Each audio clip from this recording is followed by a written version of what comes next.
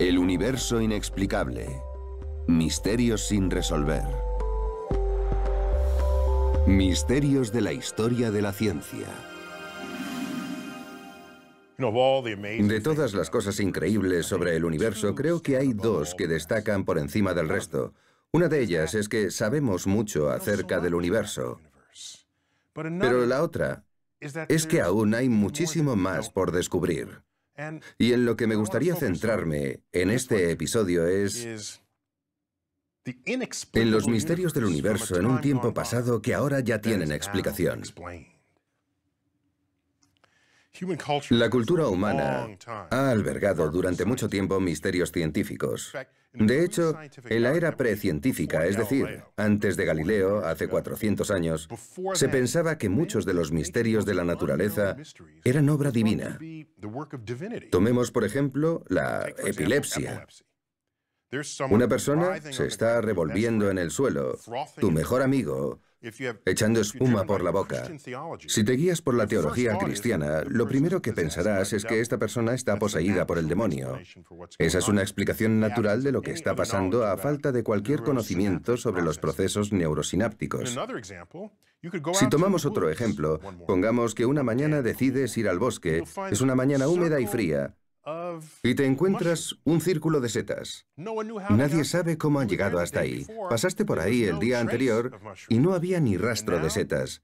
Y ahora ahí están, formando un círculo perfecto. Los conocían como los círculos de hadas. La gente se imaginaba que eran ninfas del bosque o hadas que se juntaban en el bosque para dar sus reuniones, y aquellos eran sus asientos. Haditas pequeñas, por supuesto, y esas eran las sillas desde las que celebraban cualquiera que fuera el ritual de aquella noche. Más tarde aprenderíamos que, por supuesto, las setas no solo son entidades orgánicas. De hecho, una espora puede generar muchas setas. Y si una espora cae en un punto concreto, puede encontrar su camino y estar preparada para cuando las condiciones sean las adecuadas. La temperatura correcta, la humedad necesaria, y entonces todas emergen equidistantes desde la espora que cayó primeramente. De modo que con el tiempo conocimos la explicación a este fenómeno. Y por supuesto, la epilepsia es el resultado de un fallo aleatorio en el cerebro, un fallo incontrolado que te deja indefenso cuando el cerebro actúa erradamente. Así que lo que hemos descubierto es que todo empezó a cambiar cuando surgieron los experimentos. Si echamos la vista atrás a la época de Aristóteles, la gente pensaba que podías sentarte en una silla y pensar sobre el universo. No tenías que salir al mundo y experimentar. Bastaba con pensar. Aristóteles supuso que las cosas pesadas caían antes que las ligeras. Sí, por supuesto, una piedra cae antes que una pluma. La pluma se encuentra con la resistencia del aire en su camino descendente, pero si cogemos una piedra pesada y una ligera, caerán juntas a la misma velocidad. Aristóteles, en cambio, dijo que la pesada caería más rápido que la piedra ligera en proporción a su peso, y esto es completamente falso. Y harían falta otros 1500 años para que Galileo demostrara lo contrario. Llevó a cabo el experimento de tirar dos bolas desde un lateral de la torre inclinada de Pisa y ambas cayeron exactamente a la misma velocidad, alcanzando el suelo al mismo tiempo. Obviamente, eso también sucedería con una pluma y una piedra. Tan solo hay que extraer el aire del lugar en que se lleve a cabo el experimento. De hecho, eso ya se hizo una vez, ese mismo experimento sobre la superficie lunar. Así que lo que quiero hacer en este programa es centrarme en los numerosos y asombrosos ejemplos de los grandes misterios que perturbaron a los mayores pensadores de cada época, pero que al final se resolvieron. Éter luminífero. Hubo un único gran misterio científico en el siglo XIX que inquietó a las grandes mentes de ese periodo. Y con lo que estaba relacionado se hallaba en el núcleo de nuestro propio entendimiento del espacio en sí. ¿De qué se trataba? Bueno, sabemos que las ondas requieren un medio material por el que propagarse. Y el mejor y más común ejemplo es la onda de sonido. El sonido viaja a través del aire, pero si quitas el aire, no se puede propagar. Quizás hayas recordado ese experimento. Puede que lo llevaras a cabo en tu clase de ciencias del instituto. Tenemos una campana sonando, pero si la metemos dentro de una urna de cristal, conforme va acabándose el aire, el sonido de la campana es cada vez más y más débil. Llega un punto en el que no se oye nada en absoluto. Pero aún la ves tañir. Esa es la prueba de que el sonido no puede viajar a través del vacío que acabas de crear. Bien, si la luz es una onda, entonces requerirá algún canal por el que viajar. Aquí está el problema. El espacio es el vacío, y sabemos que la luz nos llega desde ese espacio libre. La luna está en el espacio, el sol está en el espacio, las estrellas están en el espacio. Y hay un vacío entre nosotros. Por lo tanto, se llegó a la hipótesis de que no hay aire en el espacio, pero tiene que haber algo. Alguna sustancia, algún medio por el que la luz pueda propagarse. Y le dimos un nombre. Con nosotros, me refiero a mis antepasados científicos, le dimos un nombre. Se le llamó éter. El éter. Tenía que haber alguna forma de medirlo, y dos científicos dieron con ello. Fue a finales del siglo XIX cuando el físico Albert Michelson y el químico Edward Morley, dos científicos estadounidenses, se reunieron, colaboraron y perfeccionaron un nuevo tipo de herramienta que llamarían interferómetro, un instrumento especial que permitía medir, con gran precisión, distancias y velocidades. Y así, en 1887, se llevó a cabo lo que se conocería como el experimento de Michelson-Morley. Esto es lo que hicieron. Dijeron, bueno, aquí está la Tierra. Vamos a medir la velocidad de la luz con el movimiento de la Tierra alrededor del Sol. Después, mediremos la velocidad de la luz frente al movimiento de la Tierra alrededor del Sol. Y si existe el éter, entonces seríamos capaces de demostrar que la luz se añade al movimiento de la Tierra. Y si medimos esa velocidad, conseguiremos la velocidad de la luz más la velocidad de la Tierra. Y a la inversa, si hago esa medición, lo que vamos a conseguir es la velocidad de la luz menos la velocidad de la Tierra. ¿Tiene sentido? Por supuesto que sí. Si vas montado en un tren, porque en aquel entonces habría sido un tren, no un coche, que va a 50 kilómetros por hora y lanzas algo hacia adelante a 16 kilómetros por hora, se suman, porque el objeto está en movimiento. 50 más 16, 66 kilómetros por hora con relación al suelo. Ahora, al contrario, si lo lanzamos hacia la parte de atrás del tren, la velocidad será de 50 menos 16, 34 kilómetros por hora en relación con el suelo. Es así de simple. Eso es lo que intentaban demostrar con la velocidad de la luz. Tras la realización de este experimento, lo que encontraron fue que la velocidad de la luz era la misma sin importar dónde se realizara la medición. Y esto fue sorprendente. Fue el mayor resultado nulo que se haya dado para un experimento científico. Un resultado nulo se da cuando esperas encontrar algún tipo de medida y no la encuentras. Por lo general, esos experimentos no son interesantes, pero este fue el experimento nulo más interesante jamás realizado. Y entonces, ¿qué hacemos?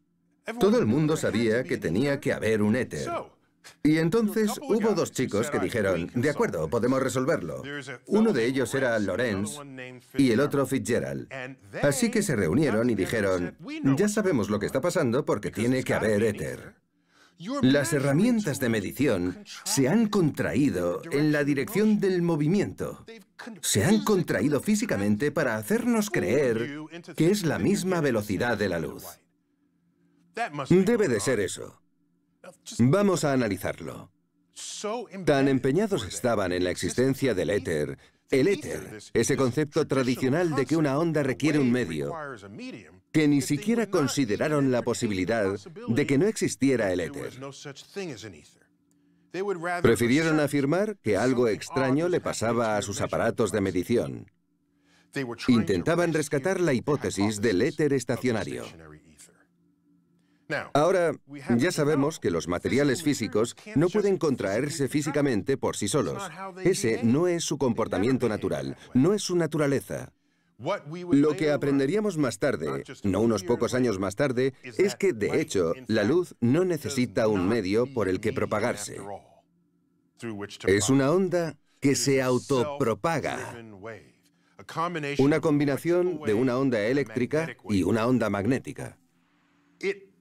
Fue una revelación asombrosa en esa época.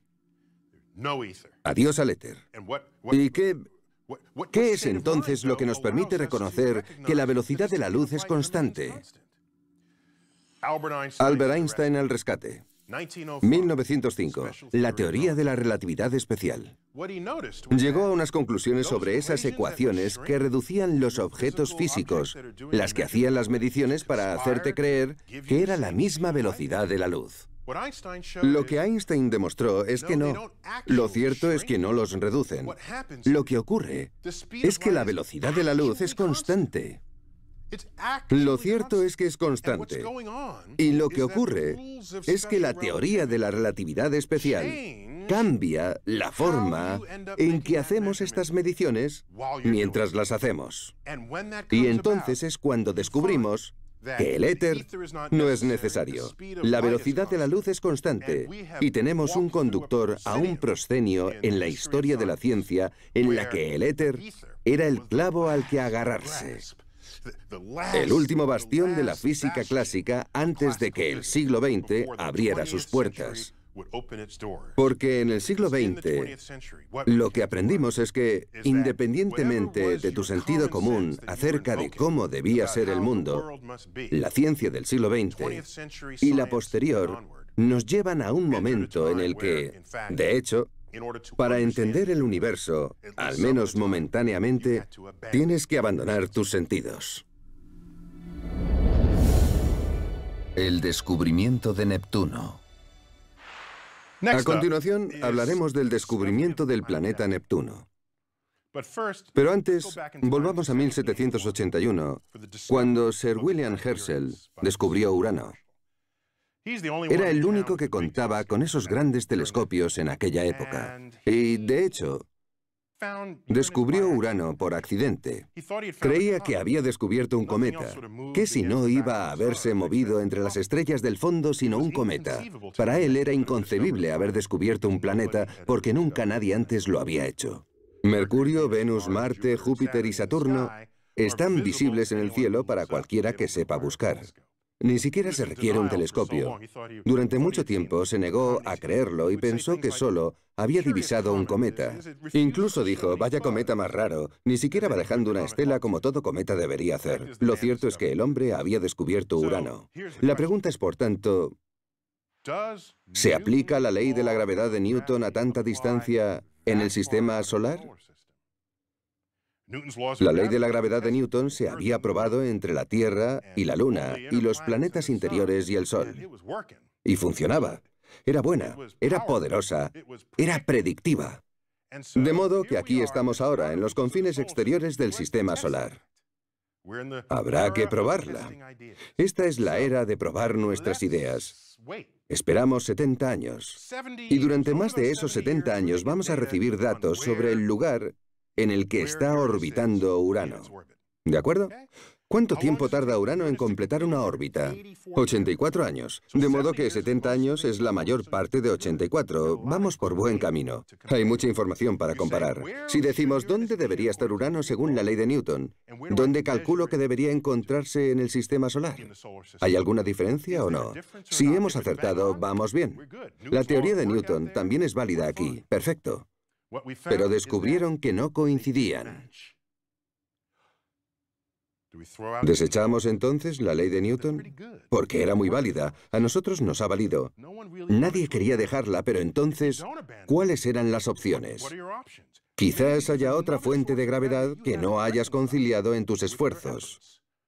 Entre todas las otras fuentes de gravedad que has considerado, se te ha pasado una. Y si la has incluido, quizás eso explique por qué parece que Urano se comporta de forma extraña. Y así fue como comenzó la cacería. El matemático y astrónomo británico John Couch Adams era especialista en mecánica celeste. Estas son la física y las matemáticas encargadas del movimiento de los cuerpos en el sistema solar. Y un matemático francés, Urbain Jean-Joseph Leverrier, hizo exactamente lo mismo. Y es un asunto complicado porque normalmente tendríamos en cuenta las leyes de Newton diciendo, aquí hay un cuerpo, aquí hay otro, vamos a calcular la fuerza entre ellos. Esto es diferente. Aquí tenemos la fuerza entre ellos, pero hay un cuerpo y no sabemos dónde está o cuál es la masa del mismo. Así que es un problema de inversión con las leyes de Newton. Hay que calcularlo todo al contrario de lo que estamos acostumbrados, y eso requiere páginas y páginas de datos y cálculos para que salga bien. Así que cada uno de estos brillantes matemáticos predijo dónde y cuándo se debía buscar el objeto perturbador que había ahí fuera. Casualmente, Leverrier era amigo de Johann Gottfried Gall del Observatorio de Berlín. Era astrónomo allí. Leverrier le ayudó, le dijo, aquí es donde debes buscar, y en este momento es cuando debes buscar. Johann Gall miró dónde y cuándo Leverrier debía buscarlo. Y con tan solo un grado de la posición prevista, encontró un nuevo planeta. El planeta que se conocería como Neptuno. Este hallazgo supuso un triunfo para los matemáticos y las leyes de la física. Este no era un caso en el que se usaba el pasado para predecir cuál sería el siguiente acontecimiento, como había sucedido con las caras de la luna o los eclipses u otros fenómenos en los que había datos suficientes sobre lo que había ocurrido anteriormente. Este era un caso sin precedentes. Se predijo un planeta y se descubrió simplemente gracias a las leyes de la física y entendiendo el funcionamiento de la naturaleza. Esto moldearía las expectativas de todos los descubrimientos posteriores en el sistema solar, porque la ley de Newton era aplicable. Y después, aplicaríamos esas mismas leyes en la órbita de Mercurio. La órbita de Mercurio. La naturaleza puede ser sutil.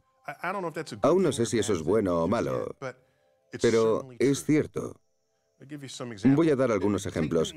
Tomemos las leyes de Newton. Las leyes del movimiento y la gravedad de Newton son poderosas herramientas que nos permiten entender y decodificar el movimiento de los objetos en el sistema solar. Y han funcionado en cada uno de los casos en que las hemos aplicado. ¿Por qué no ser arrogantes y pensar que también funcionarían incluso en lugares que aún tenemos que imaginar? Estos métodos y herramientas fortalecen nuestra capacidad de entender los objetos en el sistema solar. De acuerdo. Todos coincidimos en eso. Las leyes de Newton son buenas.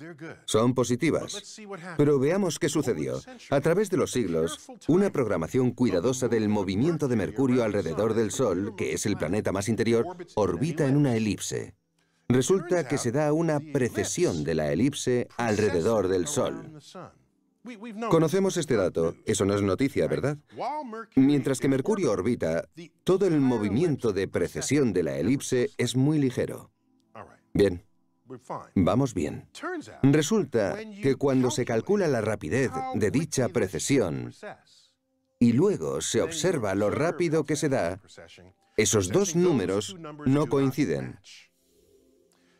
Difieren el uno del otro, para los expertos en ángulos, exactamente en 43 arcos segundos por siglo. Una nimiedad. Pero se tardó mucho tiempo en establecer esa unidad de medida para concluir que estos dos no coincidían. Bueno, ¿y cuál es la causa? Nadie lo sabe. Pero en 1859, en la cresta de la ola de sus éxitos con el planeta Neptuno, Leverrier dijo, ya lo tengo, esto ya me ha pasado antes. ¿Cómo crees que encontré Neptuno ahí fuera? Tiene que haber alguna otra fuente de gravedad que hemos de tener en cuenta en nuestro inventario de objetos del sistema solar interior. Así que dijo, ya está, tal vez hay un cinturón de asteroides. Un segundo cinturón de asteroides en el sistema solar entre Mercurio y el Sol. Y la gravedad colectiva es lo que está dando una fuerza extra a Mercurio. Unos cuantos años después, hubo un astrónomo que encontró un planeta que se movía a través de la superficie del Sol. Un planeta que no era Mercurio. Leverrier dijo, vale, ya no necesito el cinturón de asteroides, debe de ser ese objeto. De hecho, voy a nombrarlo. Voy a llamarlo Vulcano. Un nombre impresionante para un planeta, muy apropiado para algo que está tan cerca del Sol. Esa es la raíz de la palabra volcán. Así que se convirtió en el chivo expiatorio de esta fuerza extra en Mercurio para crear esa diferencia en la precesión. El problema es que, al mismo tiempo que este astrónomo estaba haciendo sus mediciones, otra persona con un telescopio mejor estaba observando el Sol y dijo: yo no veo nada al otro lado del Sol, debe de haber algo mal en sus cálculos. Y casi de la noche a la mañana, Vulcano desapareció de todas las bases de datos. Se habían creado informes basados en cálculos erróneos. Así que ahora nadie creía lo que decía Le Verrier sobre el movimiento de Mercurio. Pero quizás aún pueda salirse con la suya. Tal vez es que está tan cerca del Sol que no se puede ver bien debido al resplandor. Mucha gente estaba de acuerdo con esa explicación, así que siguió diciendo: sí, es Vulcano. No lo hemos visto nunca, no sabemos dónde está, pero seguro que está por ahí. Pasamos a hablar de Albert Einstein. En 1916 publicó la teoría general de la relatividad, la teoría moderna de la gravedad. En ella, el espacio y el tiempo son como un tejido. Piensa en ello como un tejido deformable. Y la gravedad no es una fuerza entre dos objetos, la gravedad es la forma de ese tejido. Y los cuerpos se mueven dependiendo de cómo se mueva ese tejido. Y cuando se toman en cuenta todos los principios de la relatividad, lo que encontramos es que Mercurio está siguiendo los movimientos del tejido, del espacio y el tiempo en las proximidades de una fuente de gravedad extremadamente fuerte e importante, que es el Sol. De hecho, las leyes de Newton fallan cuando estás tan cerca de una fuente extrema de gravedad. Esto conmocionó al mundo. Y es un recordatorio de que ya estábamos invocando las leyes de Newton. Estábamos listos. Invocamos las leyes de Newton para descubrir el planeta Urano. Y en nuestras mentes arrogantes dijimos: vamos a solucionar el problema de Mercurio de la misma manera, solo que descubrimos que no era así. Pues Mercurio requería una nueva rama entera de física para poder explicar su movimiento. Así que, sí, la naturaleza puede ser sutil. Esa es la belleza y el desafío al que se enfrentan los científicos modernos. Modelos del universo conocido. No todas las investigaciones sobre el universo implican zambullirse en lo desconocido. En ocasiones, las personas tienen el reto de aceptar las cosas tal y como son y llegar a una comprensión coherente y completa del universo conocido. De hecho, las personas que logran hacer esto son parte de las culturas que valoran el pensamiento profundo, las que se pueden permitir el lujo de tener tiempo para investigar la naturaleza del mundo conocido. Uno de mis ejemplos favoritos es el de Claudio Ptolomeo. Era un astrónomo y matemático alejandrino que vivió alrededor del siglo II después de Cristo. A Ptolomeo se le ocurrió una explicación coherente y completa del universo conocido y lo puso todo en un libro llamado Almagesto. Almagesto significa el más grande en árabe. Un nombre acertado, a mi parecer. Sin embargo, sus ideas eran erróneas. Él decía que la Tierra era el centro del universo conocido. Ese es el modelo geocéntrico del cosmos y... si lo pensamos fríamente, tiene sentido, pues todo parece girar alrededor de la Tierra. ¿Acaso sientes que la Tierra se mueve bajo tus pies? No. Así que su teoría le pareció de lo más coherente a todo el mundo. Pero en el fondo creo que aún sentía que le faltaba algo a esa teoría. Porque estudió los movimientos de los planetas en el cielo nocturno, cómo se ralentizan, se detienen y luego vuelven hacia atrás. Llámale retrógrado, pero era un movimiento muy difícil de explicar. En el margen de su obra más importante, escribió mi cita favorita de todos los tiempos. Dijo: Cuando mi mente sigue los movimientos oscilantes de los cuerpos celestes, mis pies ya no pisan la tierra, sino que me encuentro al lado del mismo Zeus y tomo mi ración de ambrosía. Ese era Claudio Ptolomeo, hablando de lo que él pensaba que era el universo, pero era humilde en su ignorancia porque, en el fondo, en esa cita, creo que está reconociendo que no acababa de comprender en lo que consistía el universo. ¿Por qué si no iba a hablar de comer ambrosía al lado de Zeus? En fin, pasaron 1400 años en los que la gente simplemente aceptó el modelo geocéntrico del universo. Estamos hablando de una época en la que no entendían mucho de eso de experimentar con las ideas. Así que pasaron 1400 años hasta que Nicolás Copérnico, en 1543, propuso en su lecho de muerte el modelo heliocéntrico del universo. No estaba conforme con los huecos que encontraba en las teorías de Ptolomeo. ¿De qué otra manera explicas que los planetas se muevan hacia adelante y hacia detrás una y otra vez? Ptolomeo propuso un sistema de órbitas múltiples sobre otras órbitas llamado epiciclo. Las cosas orbitaban en el espacio alrededor de nada en concreto. De hecho, el movimiento orbital del mundo aún no estaba definido del todo. Lo único que sabía era que los planetas se movían en órbitas. Entonces Copérnico dijo que había una manera más sencilla de explicarlo. Pensó, ¿por qué no ponemos el Sol en medio del universo conocido? Si hacemos eso, la Tierra se convierte en uno de los planetas. Pero eso era herejía, así que Copérnico esperó a estar en su lecho de muerte para publicarlo, sabiendo lo que le pasaría de haberlo dicho antes en esa época en Europa. En el siglo XVI no trataban demasiado bien a los herejes, pero a él no podrían matarle porque ya estaría muerto. Así que en su lecho de muerte publicó el modelo heliocéntrico del universo. Era fundamentalmente correcto, a excepción de que él describió las órbitas como círculos perfectos. Tuvieron que pasar años hasta descartar esa teoría. Pero lo importante es que el mundo aceptó una teoría que, aunque era errónea, tenía sentido.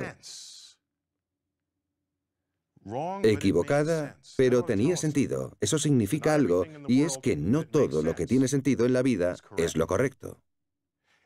Y si ese es el caso, ¿quién eres tú? ¿Y qué pasa con el Zeus de Ptolomeo? ¿Por qué se le muestra reverencia? Si Ptolomeo hubiera comprendido todo, ¿habría mencionado a Zeus en su cita?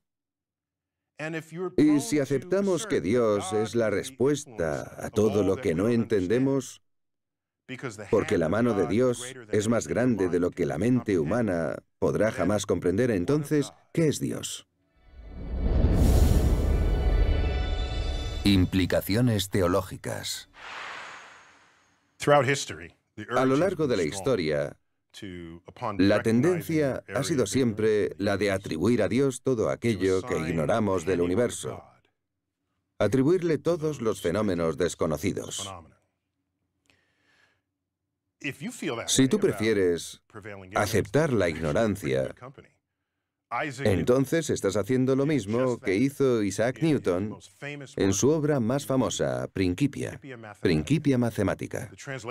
La traducción del latín es Los principios matemáticos de la filosofía natural. Ese es el título completo de ese libro, publicado en 1687, en el que descubrió las leyes del movimiento y la ley universal de la gravedad. En él representa el fruto de su esfuerzo y sus cálculos para resolver los problemas con los que se encontraba. Bien, en esta gran obra, trató de comprender el sistema solar como un conjunto de objetos y aplicó la ley universal de gravedad teniendo en cuenta dos cuerpos al mismo tiempo, la Tierra y el Sol, la Tierra y la Luna, la Tierra y Marte. Cuando hacía esto, los cálculos le salían bien.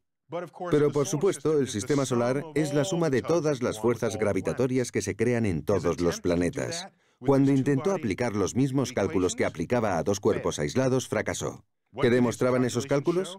Que todas esas fuerzas aplicadas sobre los planetas por el resto de planetas convertirían el sistema solar en algo inestable y los planetas saldrían disparados al espacio interestelar. Para empezar, por supuesto, sabía que ese no era el caso, pero sabía que su ley de gravedad funcionaba, así que llegó a la conclusión de que debía de haber un poco de ayuda divina. La mano de Dios siempre aparece a lo largo de la historia para corregir los cálculos humanos. Bueno, pues pasó un siglo hasta la publicación de una gran obra del matemático francés Pierre-Simon Marquis de Laplace. Escribió un tomo de 5 volúmenes llamado Céleste Mécanique, la mecánica celeste. Fue justo en el cambio del siglo XVIII al XIX. Era contemporáneo de Napoleón, pero ya volveré a eso luego.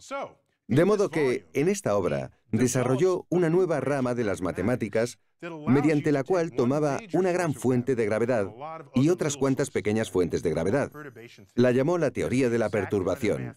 Era la cantidad de matemática necesaria para dar respuesta a cómo actuaba el sistema solar. Al escribir esto, demostró que el sistema solar es estable, contrariamente a lo que Isaac Newton trató de demostrar un siglo antes. Napoleón se interesó por esta obra y la leyó de cabo a rabo. El mismo Napoleón, que no era únicamente un general tirano. El tipo leía todo lo que podía de física e ingeniería, dos ramas que le ayudarían a ganar muchas guerras. Llamó a Laplace y le dijo: «Señor, no ha nombrado a ningún diseñador para este sistema». Con eso se refería a la asignación de la mano de Dios por parte de Isaac Newton. Laplace contestó: «Señor, no he necesitado esa hipótesis». Así que, ¿cuál es la lección? La lección es que estamos rodeados de ignorancia de una forma u otra. Si quieres cubrir esa ignorancia apelando a la mano de Dios y decides no sentir curiosidad para investigar, jamás llegarás a una solución. Isaac Newton dijo que era obra de Dios y así acabó con sus problemas. Laplace, más allá de sus creencias religiosas, vio un problema y decidió hallar una solución. A medida que avanzamos, podemos echar la vista atrás a los problemas que tuvieron lugar en el pasado y que se resolvieron. Miro los problemas que nos rodean actualmente, en la frontera de los avances científicos, y creo que resolveremos la mayoría de ellos. Algunos puede que no podamos resolverlos debido a nuestras limitaciones como especie. Y por supuesto, surgirán nuevos problemas, pues estos surgen a medida que vamos descubriendo más y más sobre el universo y nos hacemos preguntas. Y eso es, a mi parecer, lo más emocionante de todo el movimiento en la frontera de la ciencia.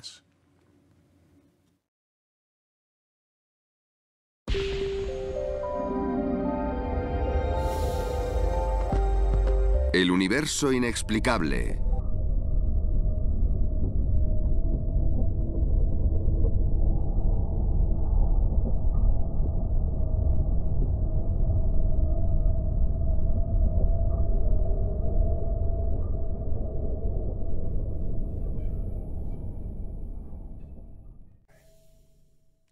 Así que lo que hemos descubierto es que todo empezó a cambiar cuando surgieron los experimentos. Si echamos la vista atrás a la época de Aristóteles, la gente pensaba que podías sentarte en una silla y pensar sobre el universo. No tenías que salir al mundo y experimentar. Bastaba con pensar. Aristóteles supuso que las cosas pesadas caían antes que las ligeras. Sí, por supuesto, una piedra cae antes que una pluma. La pluma se encuentra con la resistencia del aire en su camino descendente, pero si cogemos una piedra pesada y una ligera, caerán juntas a la misma velocidad. Aristóteles, en cambio, dijo que la pesada caería más rápido que la piedra ligera en proporción a su peso. Y esto es verso, creo que hay dos que destacan por encima del resto. Una de ellas es que sabemos mucho acerca del universo. Pero la otra es que aún hay muchísimo más por descubrir. Y en lo que me gustaría centrarme en este episodio es en los misterios del universo en un tiempo pasado que ahora ya tienen explicación. La cultura humana ha albergado durante mucho tiempo misterios científicos. De hecho, en la era precientífica, es decir, antes de Galileo, hace 400 años, se pensaba que muchos de los misterios de la naturaleza eran obra divina. Tomemos, por ejemplo, la epilepsia. Una persona se está revolviendo en el suelo, tu mejor amigo, echando espuma por la boca. Si te guías por la teología cristiana, lo primero que pensarás es que esta persona está poseída por el demonio.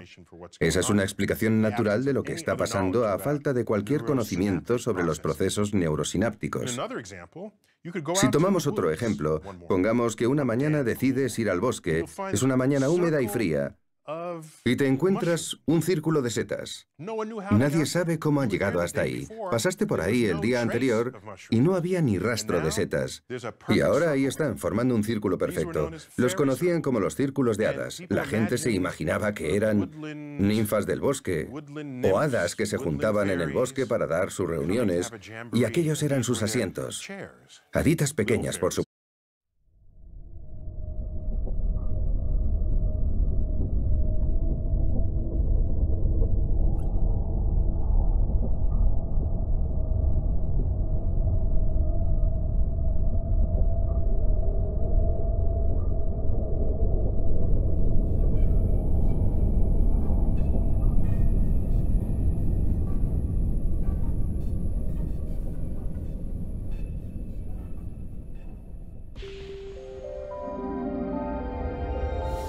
El universo inexplicable.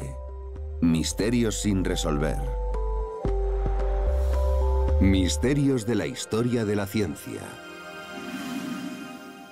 De todas las cosas increíbles sobre el universo, y esas eran las sillas desde las que celebraban cualquiera que fuera el ritual de aquella noche. Más tarde aprenderíamos que, por supuesto, las setas no solo son entidades orgánicas. De hecho, una espora puede generar muchas setas. Y si una espora cae en un punto concreto, puede encontrar su camino y estar preparada para cuando las condiciones sean las adecuadas, la temperatura correcta, la humedad necesaria, y entonces todas emergen equidistantes desde la espora que cayó primeramente. De modo que con el tiempo conocimos la explicación a este fenómeno. Y por supuesto, la epilepsia es el resultado de un fallo aleatorio en el cerebro, un fallo incontrolado que te deja indefenso cuando el cerebro actúa erradamente.